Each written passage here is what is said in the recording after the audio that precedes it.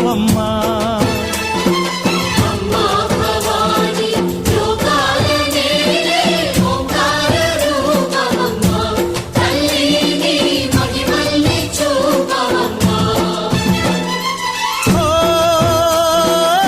సృష్టికే దీపమా, శక్తికే మూలమా, సింహరథమే నీదమ్మా.